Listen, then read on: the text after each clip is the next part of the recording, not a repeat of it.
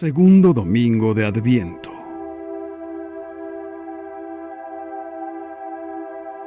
Evangelio y lecturas del día domingo 10 de diciembre del 2023.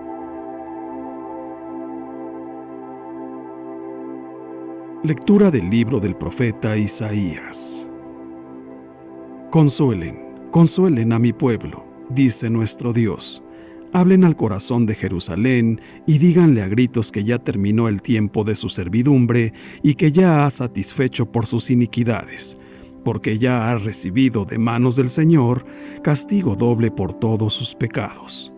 Una voz clama: preparen el camino del Señor en el desierto, construyan en el páramo una calzada para nuestro Dios, que todo valle se eleve, que todo monte y colina se rebajen, que lo torcido se enderece y lo escabroso se allane. Entonces se revelará la gloria del Señor y todos los hombres la verán. Así ha hablado la boca del Señor. Sube a lo alto del monte, mensajero de buenas nuevas para Sión. Alza con fuerza la voz, tú que anuncias noticias alegres a Jerusalén. Alza la voz y no temas. Anuncia a los ciudadanos de Judá: aquí está su Dios.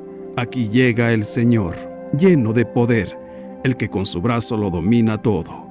El premio de su victoria lo acompaña y sus trofeos lo anteceden. Como pastor apacentará su rebaño, llevará en sus brazos a los corderitos recién nacidos y atenderá solícito a sus madres. Palabra de Dios, te alabamos, Señor. Salmo 84. Muéstranos, Señor, tu misericordia y danos al Salvador. Escucharé las palabras del Señor, palabras de paz para su pueblo santo. Está ya cerca nuestra salvación y la gloria del Señor habitará en la tierra. Muéstranos, Señor, tu misericordia y danos al Salvador. La misericordia y la verdad se encontraron. La justicia y la paz se besaron, la fidelidad brotó en la tierra y la justicia vino del cielo. Muéstranos, Señor, tu misericordia y danos al Salvador. Cuando el Señor nos muestre su bondad, nuestra tierra producirá su fruto. La justicia le abrirá camino al Señor e irá siguiendo sus pisadas. Muéstranos, Señor, tu misericordia y danos al Salvador. Lectura de la segunda carta del apóstol San Pedro. Queridos hermanos, no olviden que para el Señor un día es como 1000 años y 1000 años como un día. No es que el Señor se tarde, como algunos suponen, en cumplir su promesa, sino que les tiene a ustedes mucha paciencia, pues no quiere que nadie perezca, sino que todos se arrepientan. El día del Señor llegará como los ladrones. Entonces los cielos desaparecerán con gran estrépito, los elementos serán destruidos por el fuego y perecerá la tierra con todo lo que hay en ella. Puesto que todo va a ser destruido, piensen con cuánta santidad y entrega deben vivir ustedes esperando y apresurando el advenimiento del día del Señor, cuando desaparecerán los cielos, consumidos por el fuego, y se derretirán los elementos. Pero nosotros confiamos en la promesa del Señor y esperamos un cielo nuevo y una tierra nueva, en que habite la justicia. Por lo tanto, queridos hermanos, apoyados en esta esperanza, pongan todo su empeño en que el Señor los halle en paz con Él, sin mancha ni reproche. Palabra de Dios, te alabamos, Señor. Lectura del Santo Evangelio según San Marcos, capítulo 1, versículos del 1 al 8. Este es el principio del Evangelio de Jesucristo, Hijo de Dios. En el libro del profeta Isaías está escrito: He aquí que yo envío a mi mensajero delante de ti, a preparar tu camino. Voz del que clama en el desierto: preparen el camino del Señor, enderecen sus senderos. En cumplimiento de esto, apareció en el desierto Juan el Bautista, predicando un bautismo de conversión para el perdón de los pecados. A él acudían de toda la comarca de Judea y muchos habitantes de Jerusalén. Reconocían sus pecados y él los bautizaba en el Jordán. Juan usaba un vestido de pelo de camello, ceñido con un cinturón de cuero, y se alimentaba de saltamontes y miel silvestre. Proclamaba: «Ya viene detrás de mí uno que es más poderoso que yo, uno ante quien no merezco ni siquiera inclinarme para desatarle la correa de sus sandalias. Yo los he bautizado a ustedes con agua, pero él los bautizará con el Espíritu Santo». Palabra del Señor. Gloria a ti, Señor Jesús.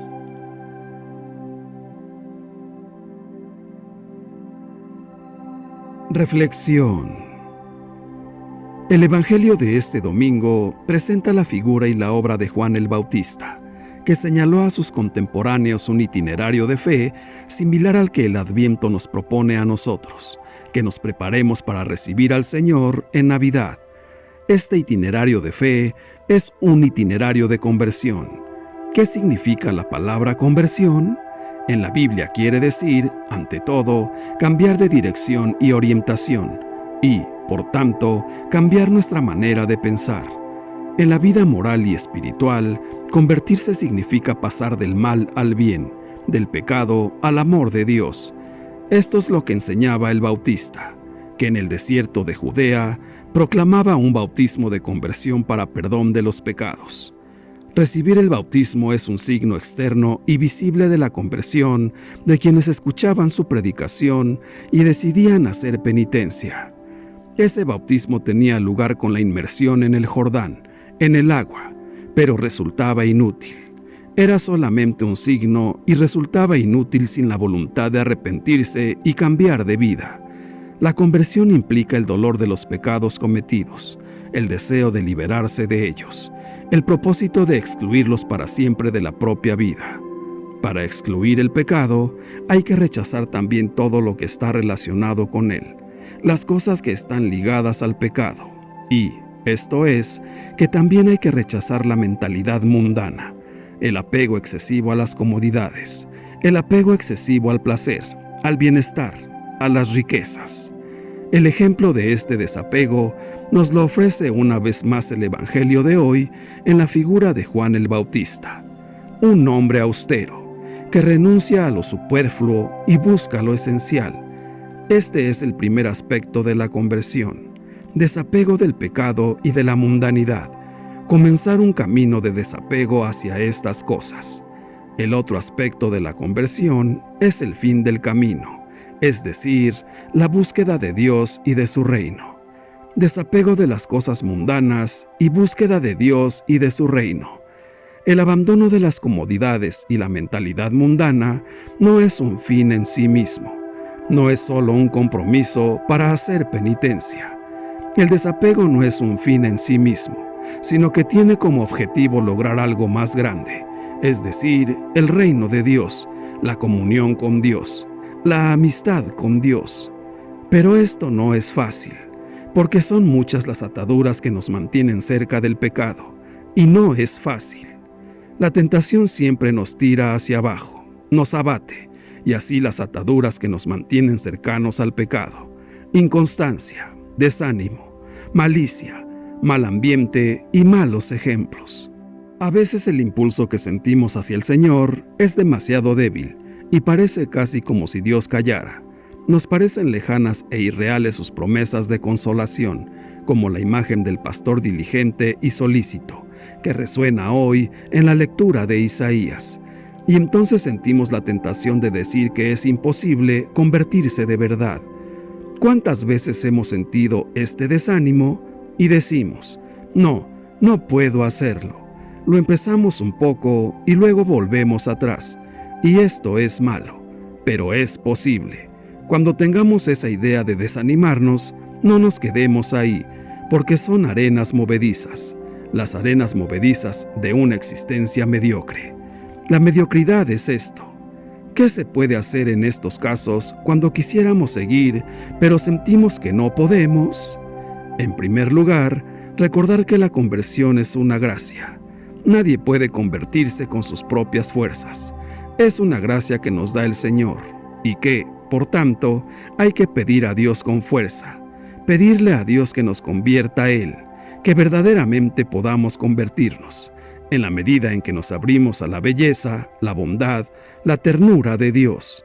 Pensemos siempre en la ternura de Dios. Dios no es un Padre terrible, un Padre malo. No, Dios es un Padre tierno. Nos ama tanto como el buen pastor, que busca la última oveja de su rebaño. Es amor y la conversión es esto, una gracia de Dios. Empecemos a caminar, porque es Él quien nos pide caminar, y veremos cómo Él llega a nuestra ayuda. Recemos, caminemos y siempre daremos un paso adelante. El domingo pasado empezamos el Adviento con la invitación a vigilar.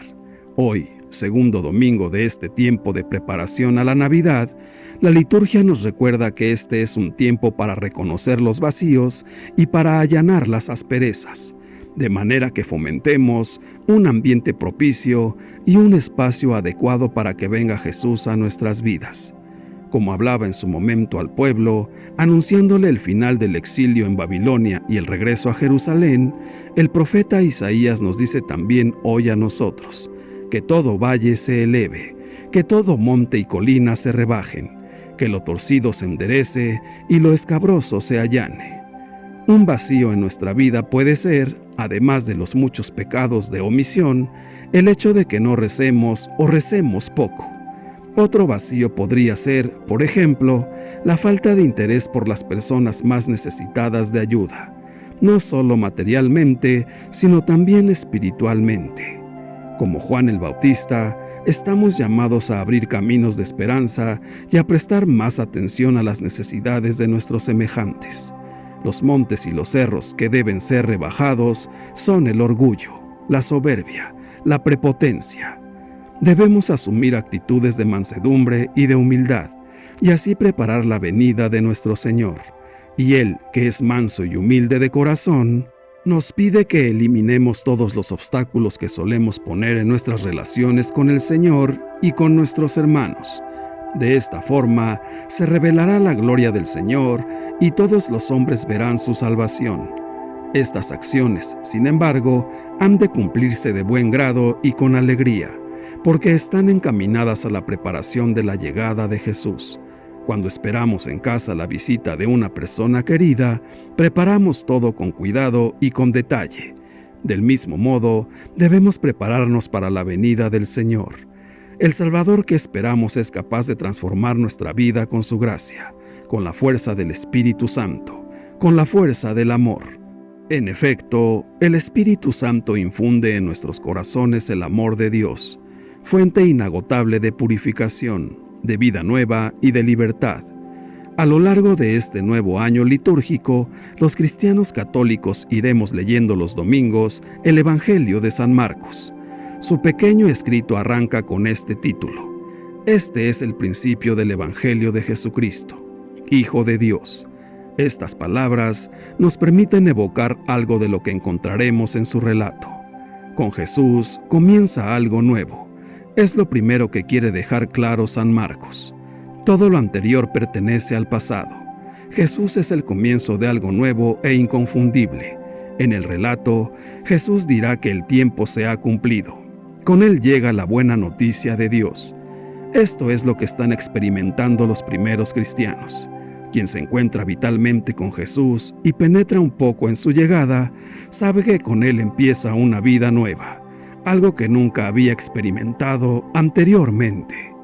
Lo que encuentran en Jesús es una buena noticia, algo nuevo y bueno. La palabra evangelio que emplea Marcos es muy frecuente entre los primeros seguidores de Jesús y expresa lo que sienten al encontrarse con él: una sensación de liberación, alegría, seguridad y desaparición de miedos. En Jesús se encuentran con la salvación de Dios. Cuando alguien descubre en Jesús al Dios amigo del ser humano, el Señor de todos los pueblos, el defensor de los últimos, la esperanza de los perdidos, sabe que no encontrará una noticia mejor.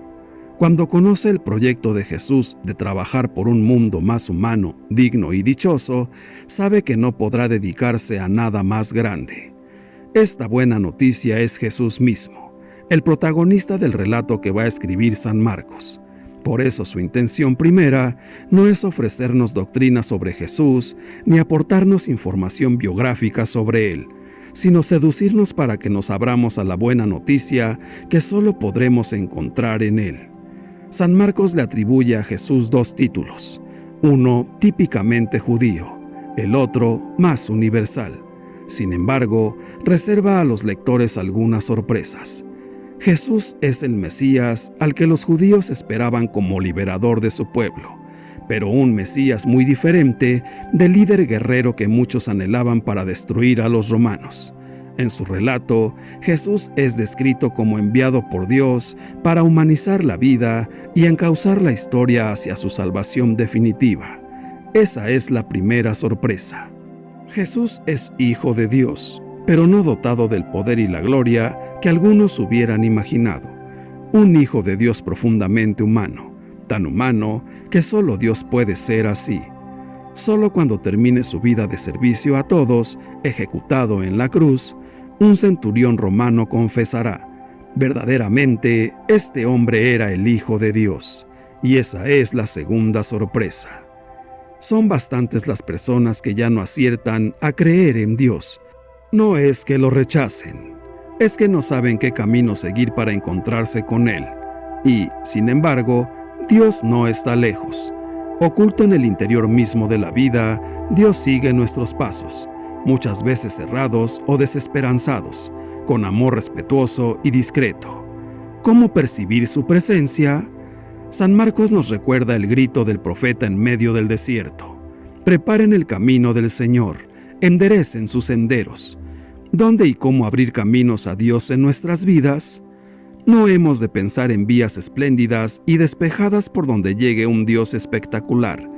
Dios se acerca a nosotros buscando la hendidura que el hombre mantiene abierta a lo verdadero, a lo bueno, a lo bello, a lo humano.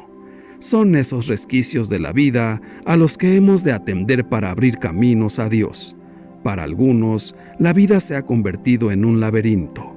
Ocupados en mil cosas, se mueven y agitan sin cesar, pero no saben de dónde vienen ni a dónde van. Se abre en ellos una rendija hacia Dios cuando se detienen para encontrarse con lo mejor de sí mismos. Hay quienes viven una vida plana e intrascendente en la que lo único importante es estar entretenido. Solo podrán vislumbrar a Dios si empiezan a atender el misterio que late en el fondo de la vida. Otros viven sumergidos en la espuma de las apariencias. Solo se preocupan de su imagen, de lo aparente y externo. Se encontrarán más cerca de Dios si buscan sencillamente la verdad. Quienes viven fragmentados en mil trozos por el ruido, lo superfluo, las ambiciones o la prisa, darán pasos hacia Dios si se esfuerzan por encontrar un hilo conductor que humanice sus vidas. Muchos se irán encontrando con Dios si saben pasar de una actitud defensiva ante Él a una postura de acogida, del trono arrogante a la oración humilde, del miedo al amor, de la autocondena a la acogida de su perdón, y todos haremos más sitio a Dios en nuestra vida si lo buscamos con un corazón sencillo. La liturgia nos invita a preparar el camino a la salvación, afianzándonos en la buena noticia de Dios, que es Jesucristo. Para realizar esta ruta, el Evangelio de hoy nos presenta a Juan Bautista como el guía que nos orientará al encuentro con Dios. La figura viva y austera del Bautista cautiva. Él propone un modo de ser desprendido de privilegios, de ropajes, de razonamientos retorcidos. Nos invita a un encuentro directo y sencillo. Despierta el deseo de autenticidad. Por eso nos mueve a sumergirnos bien adentro de nosotros mismos para que salga a flote la mayor bondad y la mejor verdad que alberga nuestra vida interior. El Bautista es la voz de Dios en medio del desierto que invita al arrepentimiento. El desierto se convierte así en un lugar de Dios, el lugar para gustar internamente su palabra. Haría falta sacar tiempo en medio de lo cotidiano para hacerse espacio a Dios en nuestras vidas.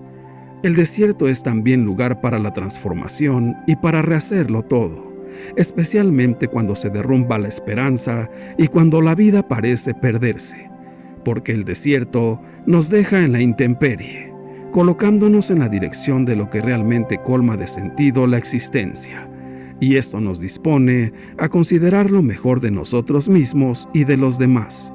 Nos dispone a mirar la realidad y la vida con ojos nuevos. Nos abre al arrepentimiento. El arrepentimiento requiere una actitud y unas obras que demuestren el nuevo rumbo que se ha tomado en la vida.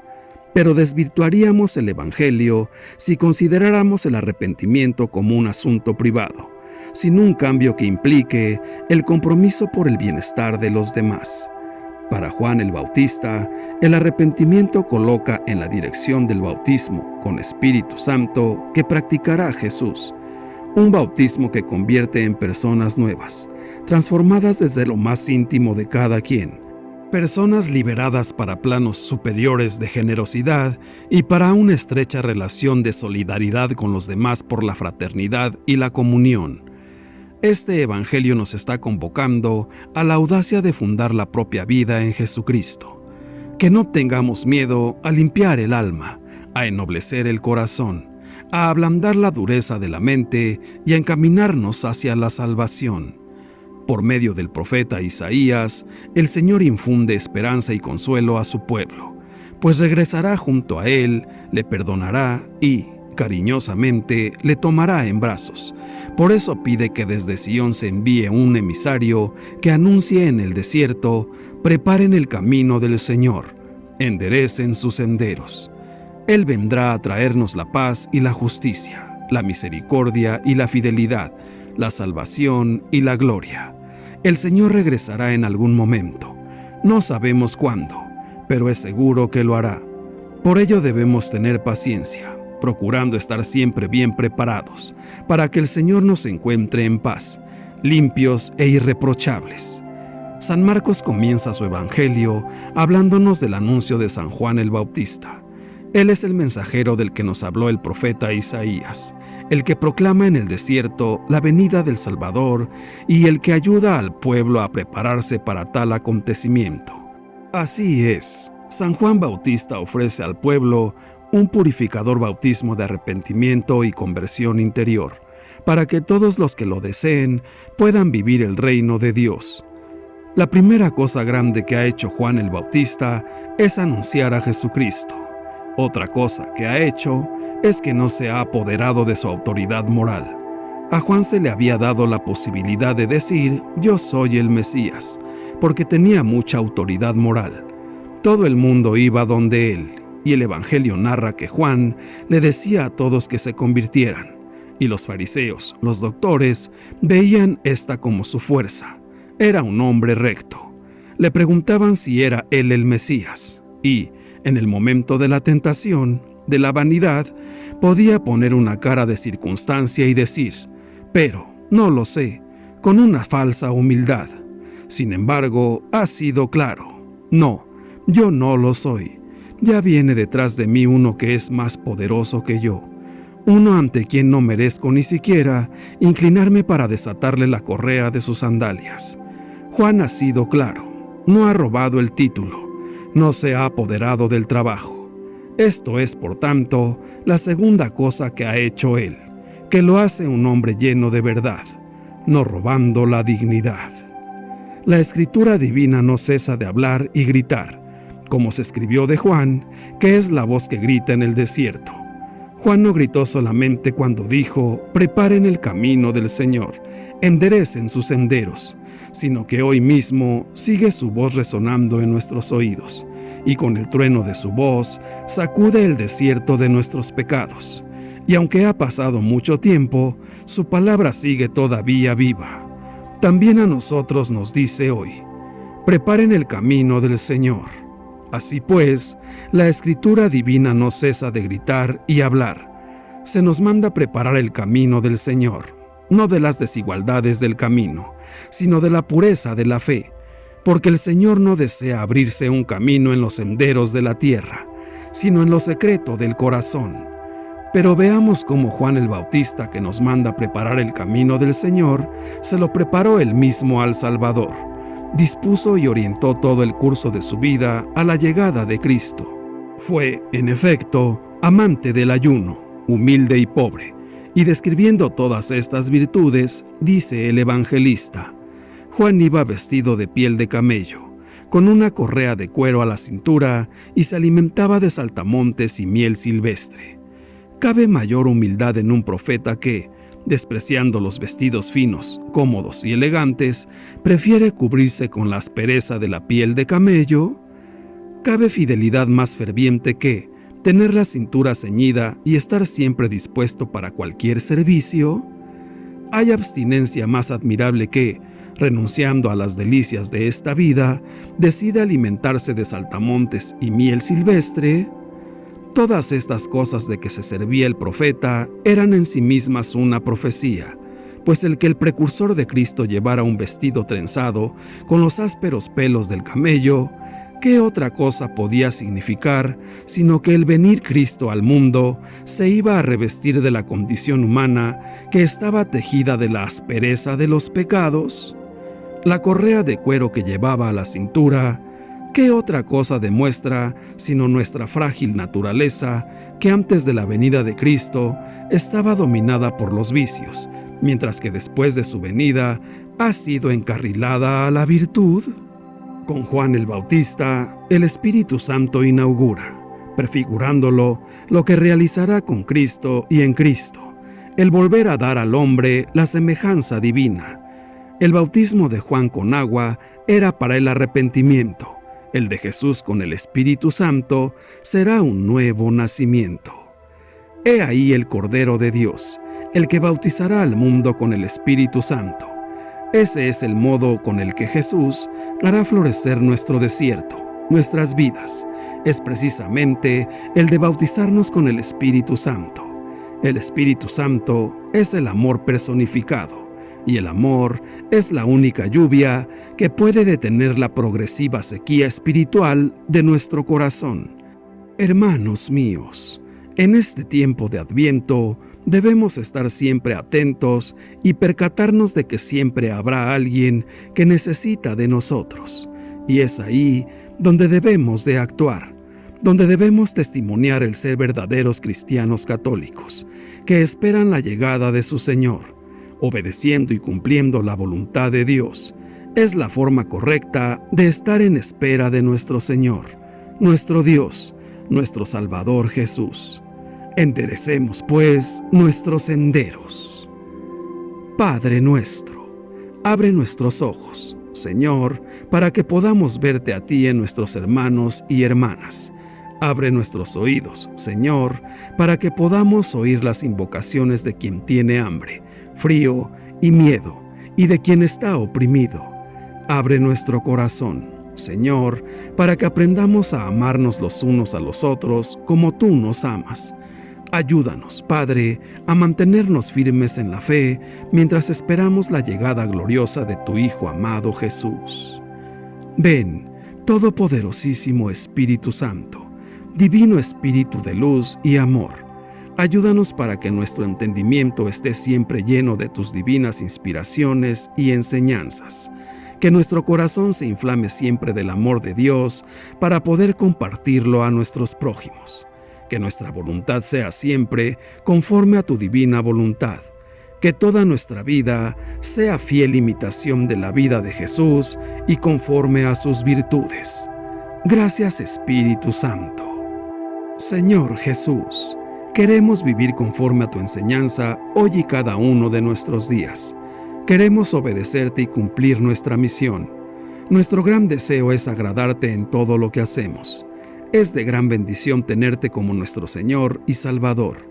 Queremos vivir cada día para tu gloria. Llénanos de fe y esperanza mientras esperamos con amor tu gloriosa llegada.